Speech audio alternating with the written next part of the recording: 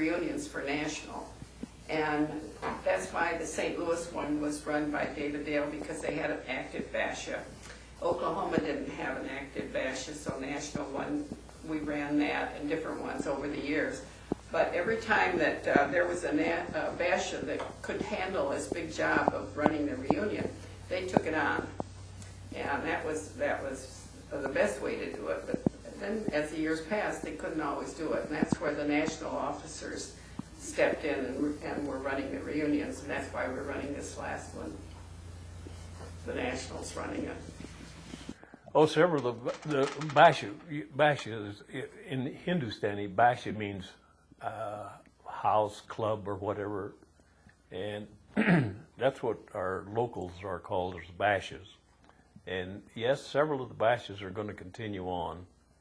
And we'll figure out a way to meet once a month, once every 2 months or something, keep it going as long as we can.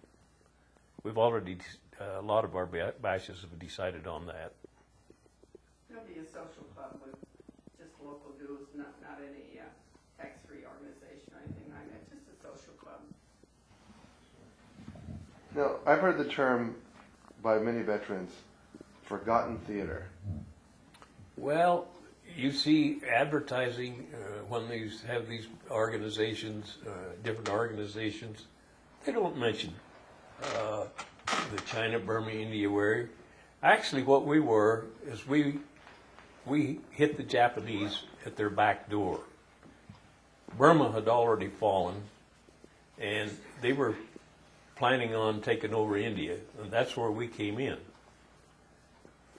And a lot of people don't realize it, but Navy, Air Corps, Railroad, whatever it be, whether it was a mule or whatever, there were over 350,000 people in that theater. So you had to belong to the served in China, Burma, or India between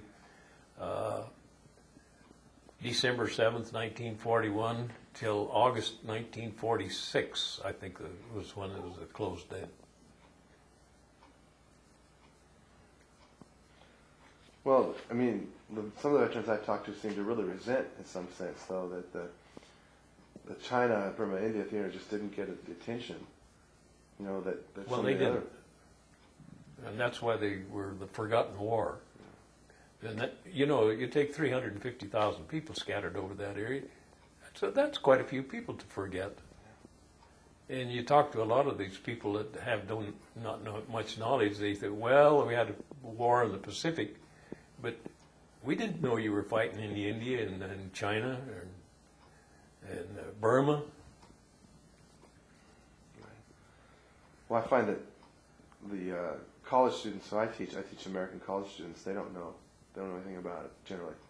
And sometimes if you say Americans who, there were Americans who helped the Chinese in the war and supported China, the Americans, 1 out of 20 maybe knows.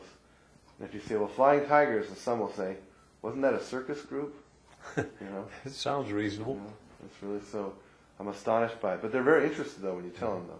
Now, how about children of CBI veterans? Are children interested? They had no desire to carry it on, so that's why we're kind of closing it down. It was brought up, and it just the children and the children's children just didn't seem to have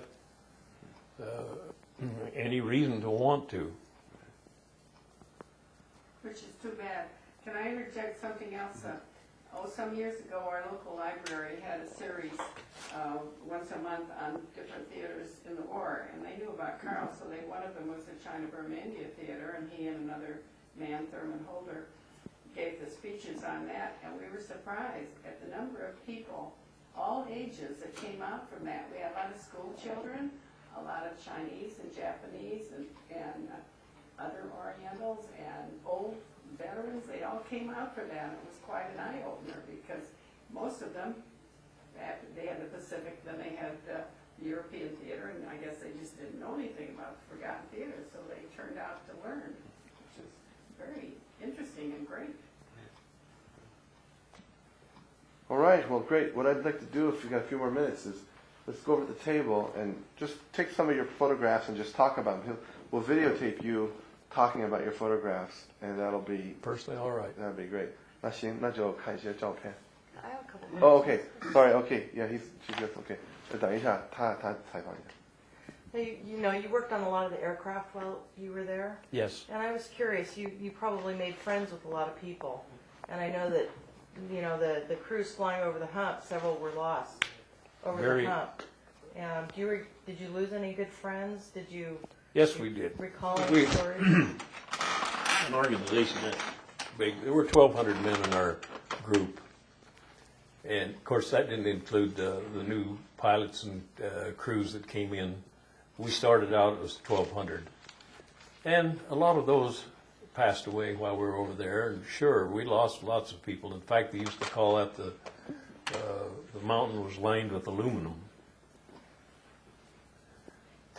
People don't realize how high those mountains were, the instruments these guys had to fly with, the weather they had to fly in. It's a sad situation. Something like the jet stream wasn't even heard of back in those days, and it'd blow them off as much as 50 or 100 miles off course. And there was lots of weather, low weather, high winds. Snakes on the ground, animals to deal with, bugs. We had it all.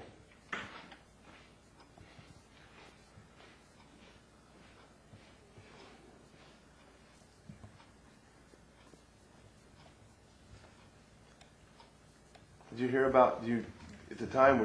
Did you hear about specific crews? I mean, did you know the crews that flew? Yes, I knew a lot of the crew that flew. Did you ever, at any time where somebody say, "Oh, that crew hasn't been heard from," or could you follow that